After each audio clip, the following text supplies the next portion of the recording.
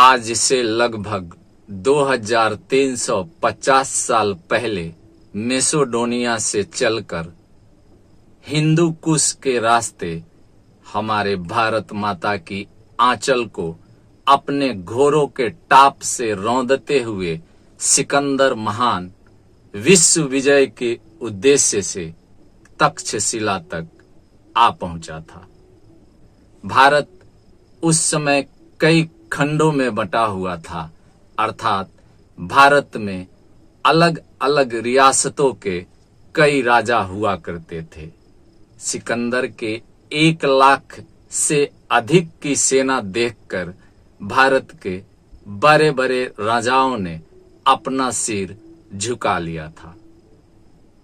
उस समय भारत माँ की मिट्टी से बना हुआ एक महान सपूत जो सिकंदर को चुनौती दी कि तुम आओ और झेलम नदी पार करके दिखाओ।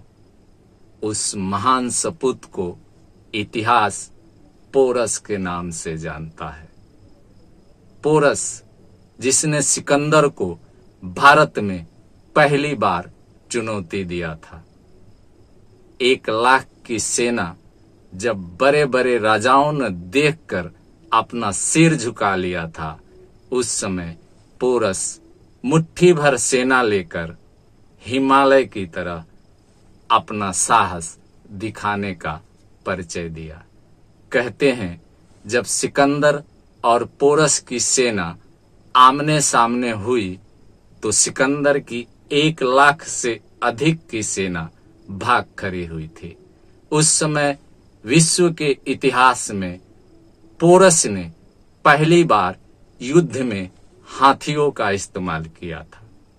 अपने सैनिकों को हाथी पर सवार कर युद्ध में भेजा था।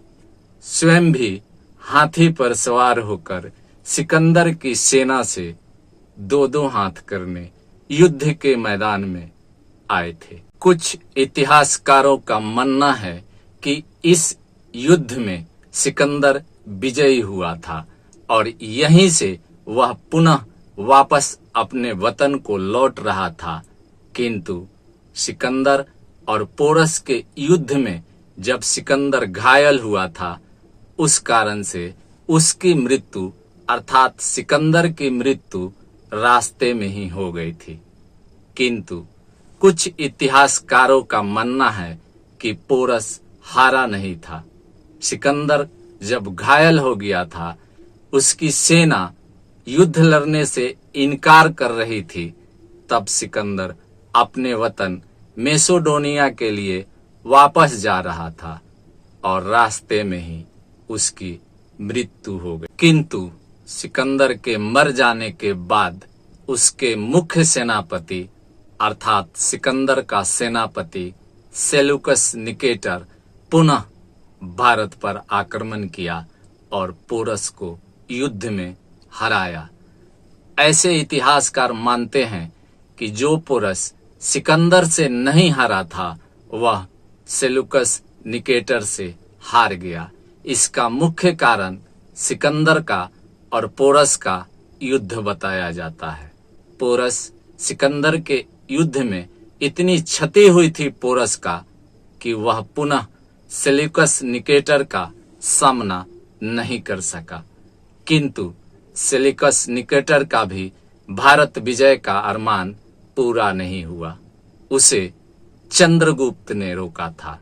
वही चंद्रगुप्त जिसे चंद्रगुप्त मौर्य के नाम से जाना जाता है।